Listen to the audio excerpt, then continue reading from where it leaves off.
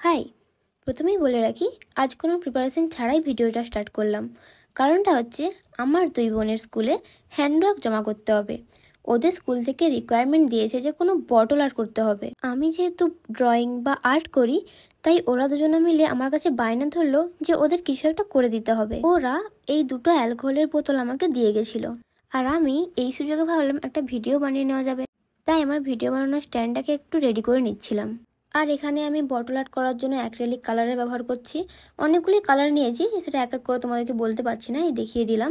আর সোনাইয়ের 2, 4 আর something 6 এরকম কোনো একটা তুলে নিয়েছিলাম, যেটা এখন আমার প্রয়োজন নেই, লাস্টের দিকে প্রয়োজন হবে। আর বোতলের বেসটাকে হোয়াইট করার জন্য আমি একটা স্পঞ্জ নিয়ে নিয়েছিলাম। এবার আসি আর্টের কথায়। একটা বোন ইউটিউব দেখে একটা ডিজাইন পছন্দ করেছিল আর বলেছিল যে ওর বটল আর্টে ওটাই করে দিতে। তাই ওর পছন্দ মতো ডিজাইনটা করে দিলাম, যেটার ভিডিওটা আমি তোমাদের সাথে শেয়ার করছি না, কারণ ওটা অন্য একজনকার ভিডিও, যদি কপিরাইট দিয়ে দেয়। আর এই কপিরাইটের ব্যাপারে আমি বিশেষ জানি না, তাই ভিডিওটা সাহস হলো না পোস্ট করতে। কিন্তু ভিডিও শেষে ওই দুটো বটলেরই একটা ভিডিও ক্লিপ আমি অ্যাড করে দিয়েছিলাম, তোমরা শেষে দেখে নিও। আসি আরেকজনকার কথায়। সে বলেছিল যে আমি যেন আমার পছন্দ মতো কিছু একটা করে দিই। যেহেতু এর আগে আমি বোহারটা অনেকবারই করেছি, তাই ভাবলাম যে এর বোতলে আমি বোহারটাই বানাবো, যার জন্য আমার বোতলের পুরো বেসটা হোয়াইট লাগতো। তাই ফার্স্টে হোয়াইটের কোটিং করে নিয়েছিলাম। এক কোটিং দিয়ে দেখলাম যে ভেতরের কালারটা অল্প অল্প বোঝা যাচ্ছে, তাই ডবল কোটিং করেছিলাম। বোতলের বেসটা করতে করতে তোমাদের কিছু কথা শেয়ার করি।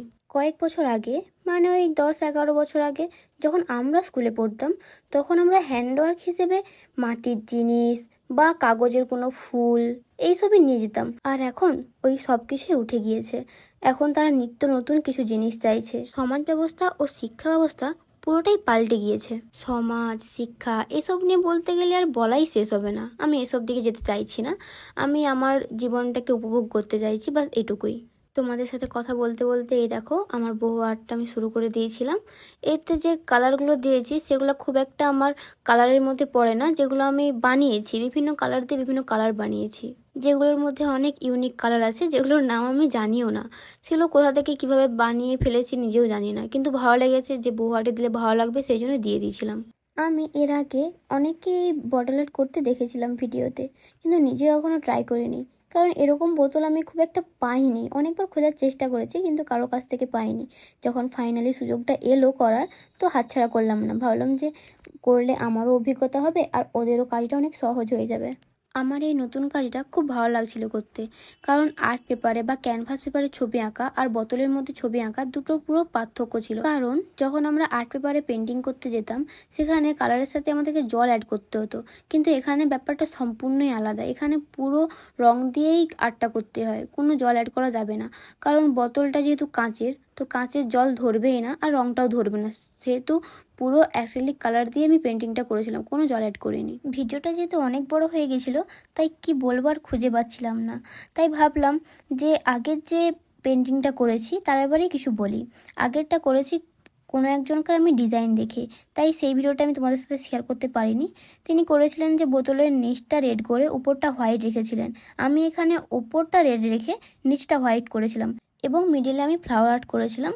ডিজাইন দেখে করলেও পুরোটা আমি একদম কপি করিনি, তার ভেতর কিছু কিছু চেঞ্জেস আমি করেছি, কিন্তু যেগুলো সাধারণ মানুষের চোখেই পড়বে না।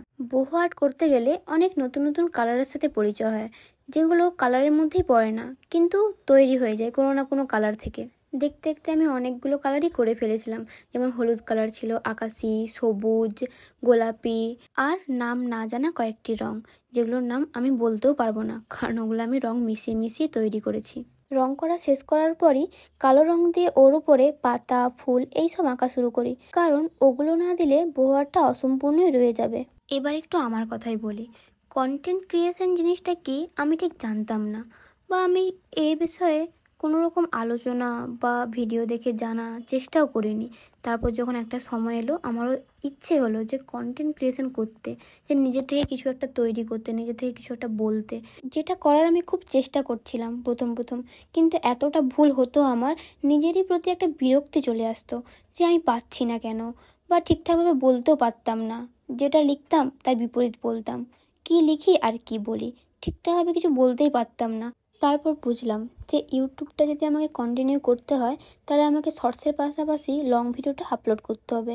আর লংয়ে যেহেতু ব্যাকগ্রাউন্ড মিউজিক কীভাবে অ্যাড করতে হয় সেটা আমি জানি না বা করতেও পারি না, তার জন্য পুরো ভিডিওটাই নিজের ভয়েস দেওয়ার চেষ্টা করি। আর পুরো একটা লং ভিডিও 7-8 মিনিটের ভিডিও ভয়েস দেওয়াটা অনেকটাই টাফ হয়ে যায় আমাদের জন্য, মানে আমরা যারা নতুন ইউটিউব স্টার্ট করেছি, যারা অভিজ্ঞ তাদের কাছে কিছুই ব্যাপার নয়, তারা এরকম 1 ঘন্টা কথা বলে যেতে পারে, বাট আমাদের ক্ষেত্রে একটু প্রবলেম হয়।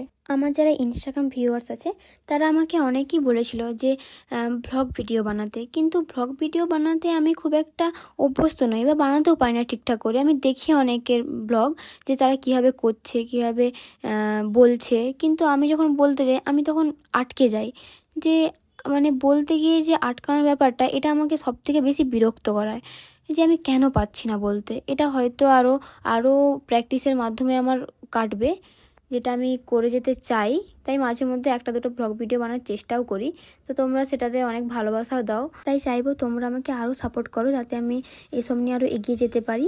আর দেখা হচ্ছে পরের কোনো ভিডিওতে। তো আজকের জন্য এতটাই, টাটা, বাই বাই।